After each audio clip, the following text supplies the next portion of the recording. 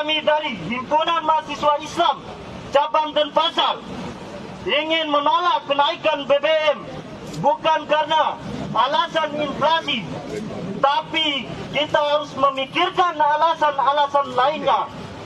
Terjadinya kenaikan BBM akan menjadi kenaikan kemiskinan masyarakat Indonesia.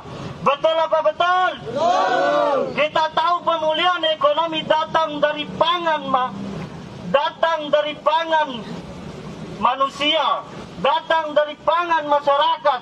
Akan tetapi dengan kenaikan BBM itu sendiri, harga pangan pun akan terjerat menjadi kenaikan dan dialasankan sebagai inflasi.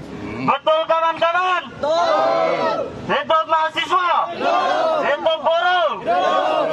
Kami di sini walaupun segelintir orang, tapi kami akan menyuarakan aspirasi-aspirasi dari masyarakat, buruh, tani maupun masyarakat Indonesia.